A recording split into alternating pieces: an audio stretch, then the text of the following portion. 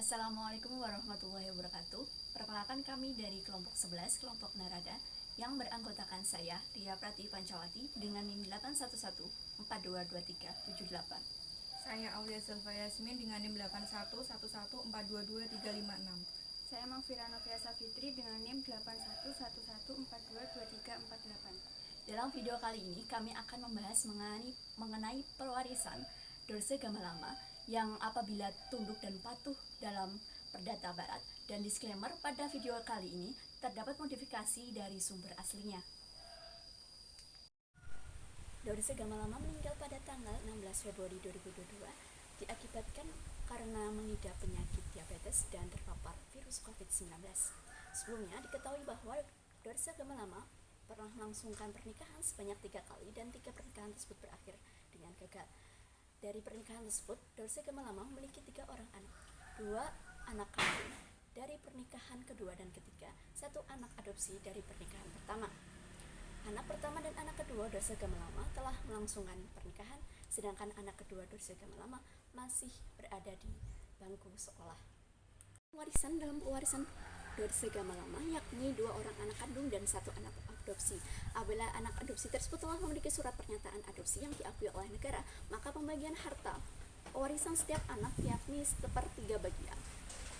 Namun apabila anak adopsi tersebut belum diakui negara dan hanya diadopsi secara lisan, maka yang mendapatkan hak waris tersebut adalah anak kandung, yakni per anak adalah setengah bagian. Sedangkan anak adopsi apabila tidak memiliki surat pernyataan adopsi, maka dia tidak berhak untuk mendapatkan warisan karena anak adopsi tersebut tidak memiliki hubungan darah dengan pewaris. Selanjutnya, dalam kasus anak adopsi Dorse Gamalama tersebut, dapat kita simpulkan bahwa anak kandung dan anak adopsi tersebut memiliki hak yang sama dalam harta warisan. Jadi setiap anak mendapatkan bagian sepertiga bagian dari seluruh harta kekayaan, dikarenakan anak adopsi yang dimiliki oleh Dorse Gamalama tersebut telah diakui negara dengan surat pernyataan adopsi dari pengadilan negeri. Syarat pewarisan dalam hal ini terdapat 2, yakni syarat sebagai pewaris dan syarat sebagai ahli waris. Syarat sebagai pewaris diatur dalam pasal 830 KUH Perdata, yang di dalam pasal 830 KUH Perdata tersebut mengatakan bahwa seorang pewaris harus meninggal karena secara alamiah. Kemudian syarat sah ahli waris diatur dalam pasal 832 KUH Perdata. Dalam pasal tersebut mengatakan bahwa syarat sah ahli waris ada 3. Yang pertama adalah dia yang memiliki hubungan darah dengan pewaris dan dapat juga dengan surat wasiat. Kemudian yang kedua adalah dia yang masih ada dan tetap ada saat pewarisan berlangsung.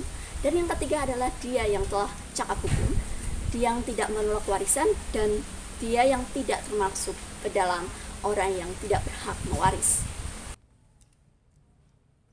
Dalam Kitab Undang-Undang Hukum Perdata, hak-hak ahli waris dibagi menjadi 4, yaitu yang pertama, hak saisin. Dalam konteks hukum waris, prinsip hak saisin menjamin bahwa anak kandung secara otomatis menjadi pewaris harta warisan orang tuanya. Hak saisin pada anak kandung merujuk pada hak-hak anak untuk secara otomatis mewarisi harta orang tuanya ketika orang tua tersebut meninggal dunia.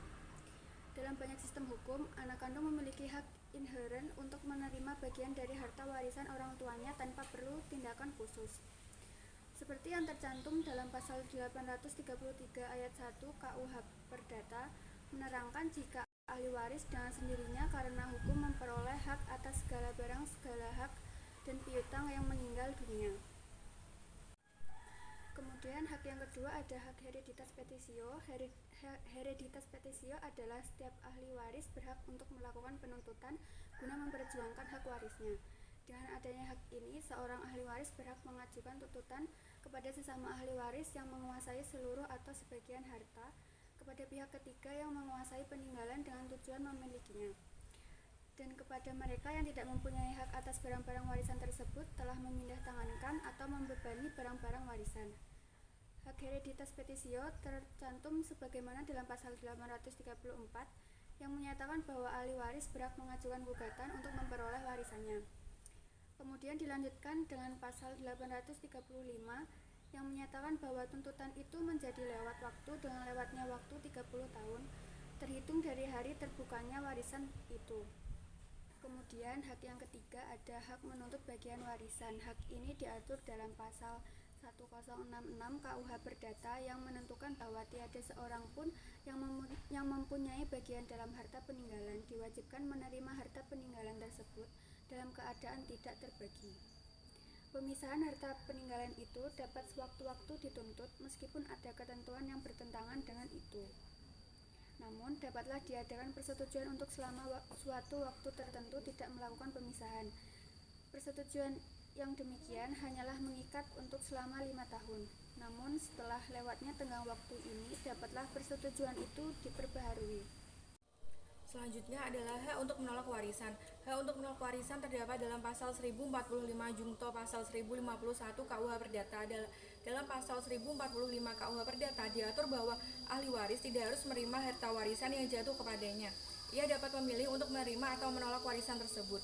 Alasan-alasan untuk menolak warisan tersebut bervariasi seperti karena masalah keuangan hingga menghindari tanggung jawab atas hutang atau kewajiban terkait warisan tersebut. Konsekuensi yang perlu dipertimbangkan saat memutuskan untuk menolak warisan, misalnya jika warisan ditolak, penerima yang bersangkutan mungkin dianggap tidak pernah menjadi ahli waris dan tidak memiliki hak untuk mendapatkan bagian apapun dari warisan tersebut. Selain itu, jika warisan yang ditolak mungkin dialihkan kepada penerima berikutnya sesuai dalam KUH Perdata.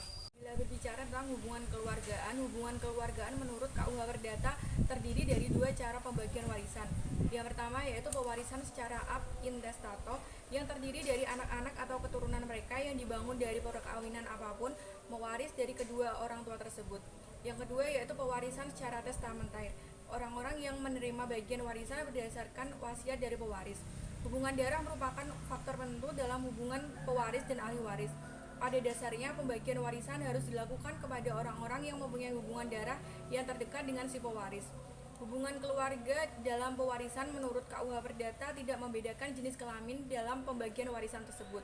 Selagi masih keluarga sedarah dan diakui sah bagi anak luar kawin, maka adanya hak untuk menerima warisan tersebut.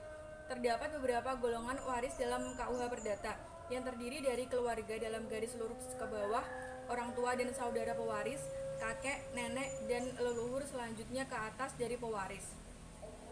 Terakhir mengenai golongan-golongan ahli waris. Golongan-golongan ahli waris sebagaimana yang diatur dalam undang-undang bagi para keluarga sedarah menjadi 4 golongan yang muncul secara bergantian. Dalam contoh kasus pewarisan Dorce Gamalama yang termasuk ke dalam golongan 1 adalah anak-anak kandung dan anak adopsi yang memiliki surat pernyataan adopsi yang sah oleh negara. Golongan kedua ini dapat muncul apabila golongan 1 tidak ada. Golongan 2 dalam waris perdata adalah orang tua, yaitu bapak dan ibunya, saudara-saudara atau keturunannya. Dikarenakan orang tua Dorce Gamalama telah wafat, maka yang mungkin akan muncul untuk mewaris apabila golongan 1 sudah tidak ada adalah saudara-saudara kandung Dorce Gamalama atau keturunannya.